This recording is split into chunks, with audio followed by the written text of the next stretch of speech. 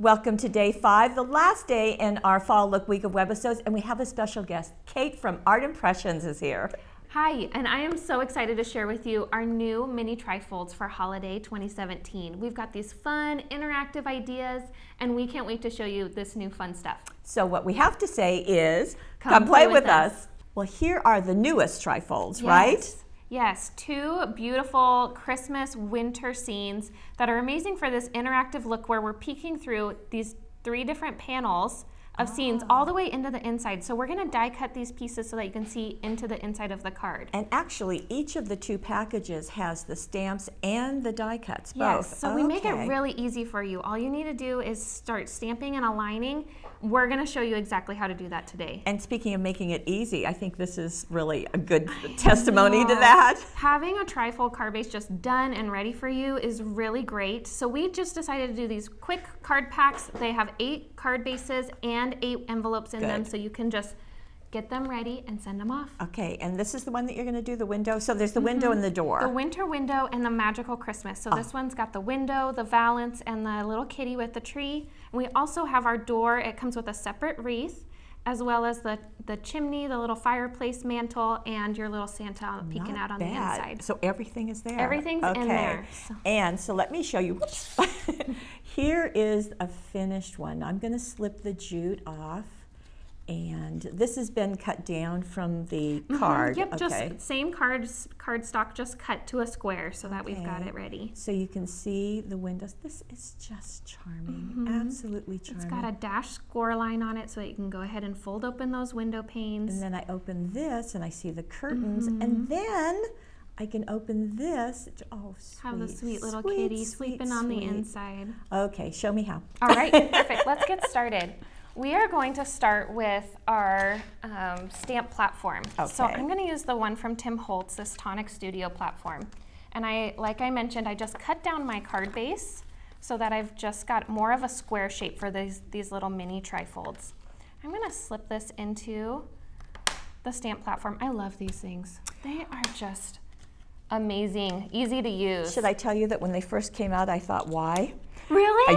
I did. You know, when they first came out, this kind of was probably the same thing. I was like, how do they work? How do you make them really align and why do you need them? Was kind of my, but I have standard corrected. Well, you too, huh? Well, and especially on this, they actually came out after we started doing these TryFolds, and we're like, wow, that is perfect for these images. So I'm just aligning it on the front and putting it onto my positioner. I'm going to take an alcohol, I'm going to take this StazOn Jet Black, and we're just going to ink this all the way up. I'm going to make sure we've got it well covered. All the places. Okay, just in case. As stampers, aren't we just always like over cautious? But now that you've got these tools, you don't have to be. So, okay. So just stamp that down. I'm going to lift that up. And so I've got it right in the perfect place in the front part of my card. Okay. From there, you can take your die cut. So I just used a little bit of this tape. And you This is the stencil tape. You want to scoot it up a little bit? Oh, yes. Yes, there we are. I'm watching you. A little bit of stencil tape. And this one's really easy. It's just a little square. So I'm just aligning it inside of the image. And I'm just going to put this down to just hold it in place as we run it through our die cut machine. Okay. So I'll just remove that stamp.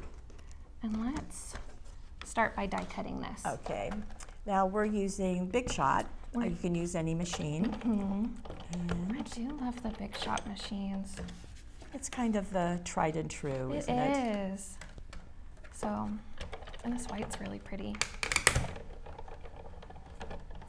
So just a quick, there we go. Just a really quick die cut. I'll take it. Thank you. And I'm just gonna remove that little stencil tape and just pop out these little pieces. Okay. So it's already creating those little shutters for you. Sweet. To be able to align it on the next piece, I'm going to just fold on. There's little score lines. I like to just use my thumbnail. That's really the easiest way to do it. Push against kind of supports those. it, right? Yeah. To open that up. So to make this a trifold, we want to go ahead and put it on our next panel. So I'm going to just quickly take a pencil and mark where I'm going to see through my opening on the next panel. Okay. This is where the magic really comes in with your stamp positioning tool, because then I can easily set this down and use my next stamp to see how much I want to show through. Okay. So I can take this then and see how you can see top to bottom with my pencil lines. I can just move that. So you probably just want to make sure it's right side up. I meant this way or the other way. It's actually, it will be this way since it's going to fold in. Okay. Since we've got this as our vertical. So let's put it right about there. Gotcha, because that's hanging from the top. Same thing. Push that down, yep. And let's just add some more ink. And with the clear stamps, that's the great part about this. You can see all the way through, so you can just align those pencil marks.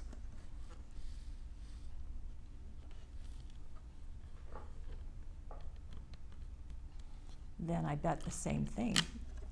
You're going to use that to position your cutting die. Exactly. Okay. I'm going to remove this one. Don't want the ink to come back down on it. Yeah. And we're going back to our die cutting. Oh, so it's the inner area. Sure it is. That makes sense. We've also created our dies. See how the die cut line is on the outside of the edge? So you can easily line it up so the edge of your die isn't covering your image. You can put it on the inside. I see. Which is unlike most dies. Interesting. Okay. Okay, let's give this a quick die cut. There you go. These images are they're made to be interactive. They're made to show what's on the inside. We're just revealing a little bit, adding a little surprise to it. And I noticed it's spelled T-R-Y, fold. Now, this isn't because you didn't know how to spell try, right? No. You know, we wanted to make it apparent, you gotta give this a try. You've gotta just pull out these stamps and try them for yourselves, because they are gonna just really amaze when you send a card. Okay, so try it. Try those folds. All right, so we see it coming together now. Sweet. We've got the valance on the inside. Yes. Now, same thing, just pencil marks onto the inside. So you know where to stamp. Okay. On the inside of your card base. So we're making, see how we're just building this 3-panel fold. Very nice. Back to our stamp platform. Okay, so we're going to repeat. You could always use a stamp positioner as well if you wanted to with this technique. We're going to set it over to this side, actually. Okay. Yeah, it doesn't always have to be in the corner, does it? All right.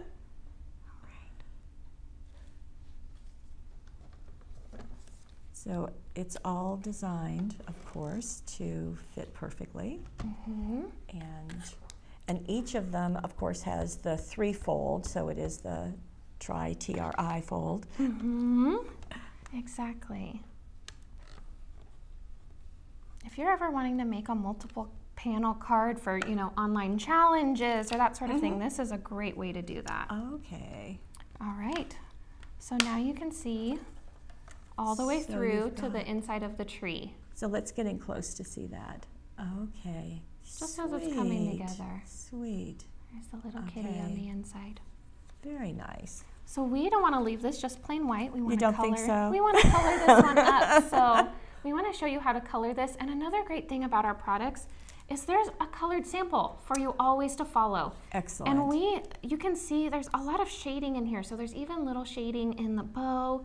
So you don't even have to have any of the guesswork for where you want to shade. If you're using alcohol-based markers or if you're using water-based, you can always just add in those shadows. Now, I have a feeling that I know what you're going to use to color it in. Yes, because at Art Impressions, we have a favorite marker. You do. And it's our Marvy markers. Yep, the Le Plume markers. So I'm just going to use these 5 colors. I'm going to use our Brilliant Yellow, the Pine Green, our Brownish Gray, Persimmon, and a little tiny bit of the steel blue. I do want to point out, in case you've watched our other webisodes with Art Impressions, no, what is it? What's the brown? Sepia. Sepia. No sepia's been used. In this one. I don't know how you could do this. Does Bonnie know that you're doing this without sepia? I'm not sure, but for the watercolor, the sepia. But when you're coloring things in, you can really choose whatever colors you'd like. Yes. So we're gonna get this colored up for you guys. Okay.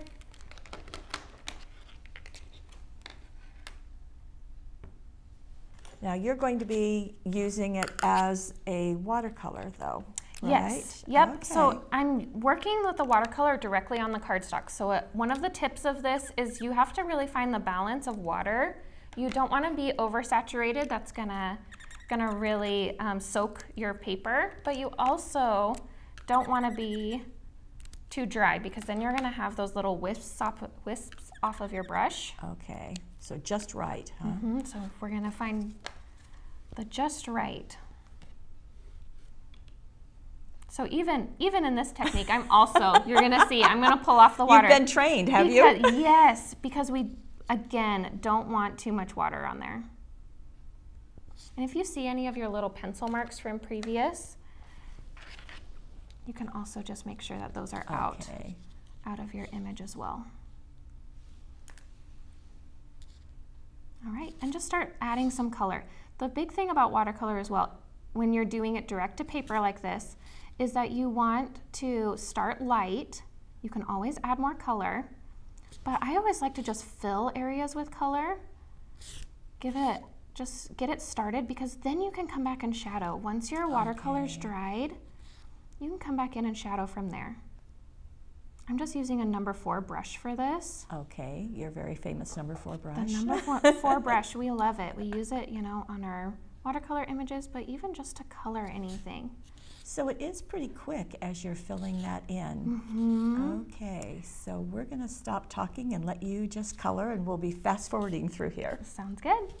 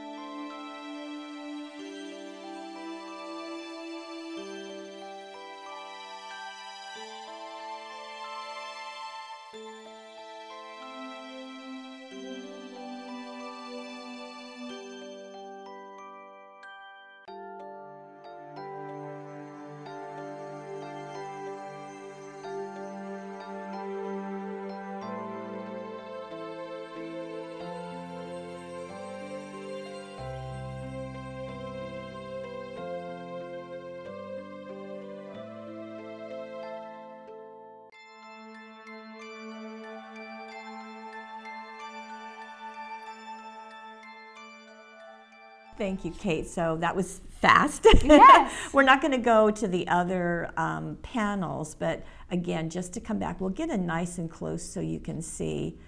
And there we are. I do love the dimension that this gives.